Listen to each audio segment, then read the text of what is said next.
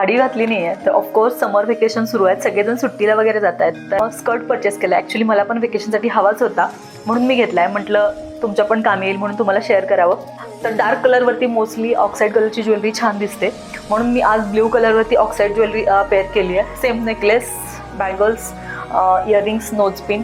तर ऑक्साईडवरती अशा प्रकारच्या नोजपिन्स खूप छान दिसतात. प्रकारे तुम्ही पेअरअप करू शकता.